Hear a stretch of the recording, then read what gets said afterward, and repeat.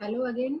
और मैं क्लास 6 का लेसन सेकेंड का वीडियो 4th लेके आई हूँ। वीडियो 3rd तक हमने बताया था कि कौन सा न्यूट्रिएंट किस फूड आइटम में प्रेजेंट है, और आगे मैंने एक एक्टिविटी भी दिखाई थी कि कैसे आप फ्रेश वेजिटेबल्स को काट के आप पता कर सकते हैं कि इसमें वाटर है। तो आगे हम बैलेंस डाइट वगैरह देखेंगे। तो हम चले, और इसके पहले एक चीज़ और कि पसंद आए तो लाइक शेयर और सब्सक्राइब करना ना भूले। तो हम आगे चलते हैं अपने वीडियो की ओर। तो हमने अभी तक एक्टिविटी 3rd तक देखा था, अब हम देखेंगे बैलेंस डाइट। हम बैलेंस डाइट क्या है? Balance diet is a diet which contains all nutrients in proper amount. ये नहीं कि ऐसा डाइट जो कि कार्बोहाइड्रेट भी दे, प्रोटीन भी दे, फैट भी दे, तो वो बैलेंस डाइट होता है। ठीक है, और बैलेंस डाइट ही खाने से हमें सारे न्यूट्रिएंट्स मिलेंगे। तो balance diet is a diet which contains all nutrients in proper amount. तो इसमें आप देखिए, the food we normally eat in a day is our diet for growth and maintenance of good health. Our diet should have all nutrients that our body needs in right quantities. ये balance diet है। ना तो उसमें एक nutrient, not too much of one and not too little of others. ना तो एक ज्यादा होना चाहिए ना एक कम होना चाहिए, बिल्कुल बैलेंस अमाउंट में होना चाहिए। ठीक है। Do you think that people of all ages need the same kind of diet? क्या ऐसा लगता है आपको कि सारे पीपल को एक तरह का डाइट चाहिए?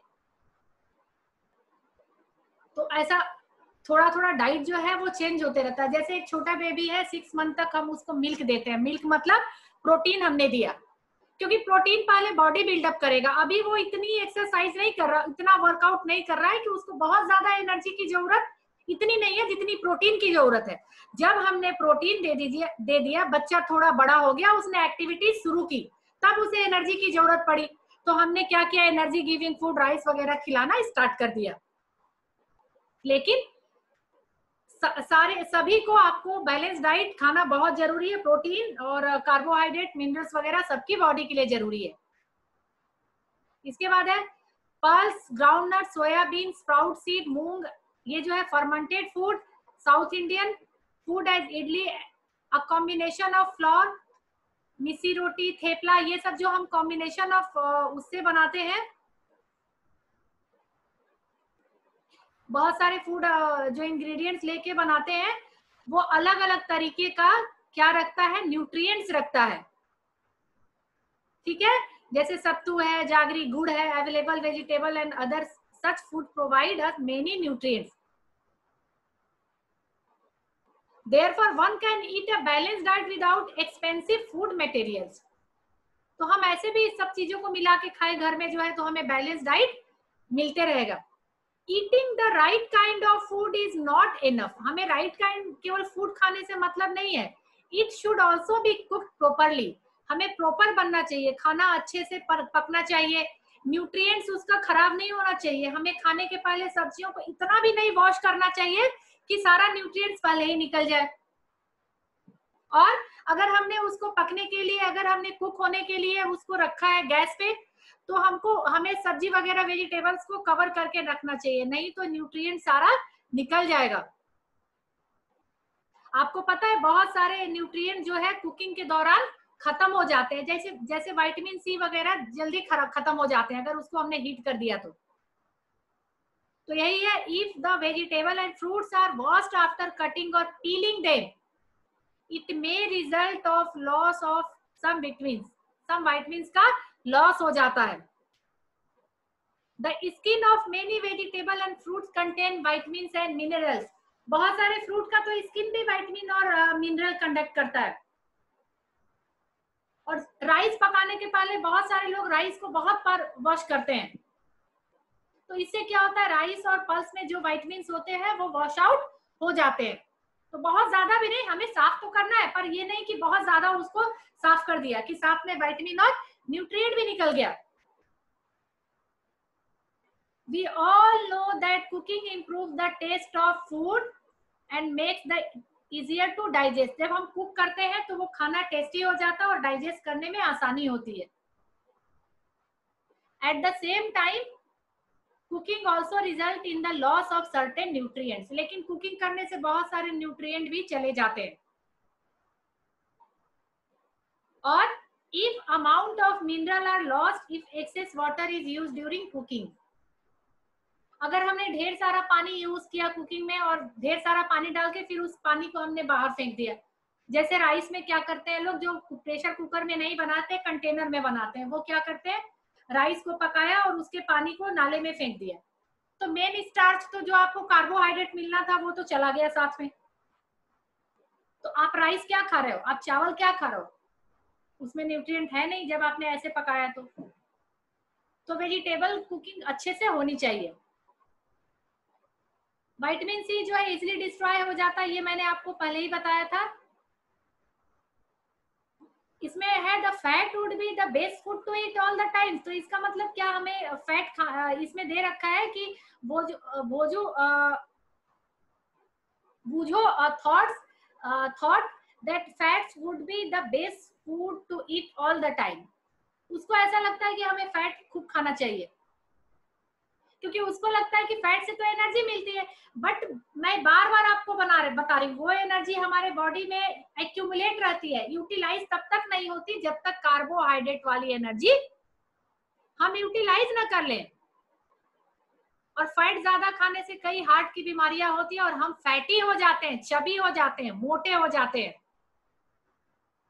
और उससे जब हम टू मच फैट खाते हैं, it can be very harmful for us to eat too much of fat rich food। जब हम बहुत ज्यादा फैट खाते हैं तो क्या हो जाता है, ओबेसिटी, हमारा मोटापा बढ़ जाता है, हम मोटे हो जाते हैं।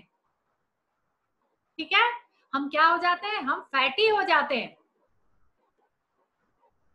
ठीक है, तो इसीलिए बहुत ज्यादा फैट भी नहीं खाना है। अगला हमारा है, देख लिया हमने बैलेंस डाइट। अब deficiency disease, the diseases which arise due to deficiency of some minerals, vitamins or nutrients।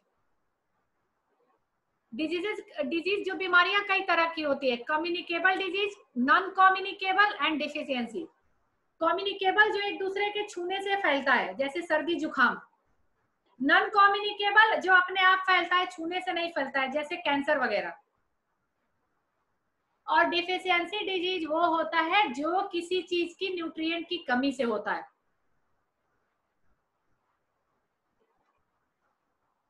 A person may be getting enough food to eat, but sometimes the food may not contain particular nutrient। कुछ लोग तो बहुत सारा खाना पूरे दिन खा ले रहे हैं, लेकिन उन्होंने न्यूट्रिएंट वाला खाना खाया ही नहीं, बैलेंस डाइट खाया नहीं। तो after some time, over a long period of time, the person may suffer its deficiency, और उसकी डेफिशिएंसी हो जाती है, इसलिए उसे हम डेफिशिएंसी डिजीज बोलते हैं। If a person does not get enough protein in his her food for a long time, जब एक पर्सन को प्रोटीन नहीं मिलता है तो आपको पता है ग्रोथ रुक जाएगी और फेस स्वेल हो जाएगा, और कलर, हेयर जो है डिकलर, हेयर का कलर फेड हो जाएगा, स्किन डिजीज और डायरिया भी हो जाएगा। ठीक है, तो प्रोटीन की कमी से वो मैरिस्मस और क्वासिकोर करके दो डिजीज होते हैं, इसमें नाम नहीं दिया है बट मैं आपको बता दे रही हूँ। If the diet deficient in both carbohydrate and protein for a long period of time, the growth में स्टॉप कंप्लीटली। अगर कार्बोहाइड्रेट और प्रोटीन हमें बहुत टाइम तक नहीं मिला तो वो बच्चा ग्रो करेगा ही नहीं, बहुत कमजोर और पतला हो जाएगा। जैसे नामीबिया वगैरह, साउथ अफ्रीका में, नाइजीरिया में बहुत बच्चों को अच्छे से खाना नहीं मिलता है, तो वो बहुत थिन हो जाते हैं। deficiency of different vitamin and mineral may also result in certain disease और disorder भी हो सकता है। all deficiency diseases can be prevented by taking balanced diet। तब आप अपने आप से पूछिए कि हमें वैरायटी ऑफ फूड अब क्यों खाना चाहिए बीमारियों से बचने के लिए। तो ये टेबल आप मेमोराइज करेंगे। विटामिन ए से लॉस ऑफ विजन होता है, इसको नाइट ब्लाइंडनेस भी हो जाता है, जो रात में नहीं दिखता है, ये डार्क में नहीं दिखता है, ये लिखा हुआ है। और इसको स्पिनच खाएंगे तो विटामिन डी जो है, विटामिन ए हमें मिलेगा। विटामिन बी से बेरी बेरी होता है जिसमें कि मसल्स बहुत वीक हो जाते हैं, ये आपको मेमोराइज करना पड़ेगा। विटामिन सी से स्कर्वी होता है जो कि ब्लीडिंग गम्स,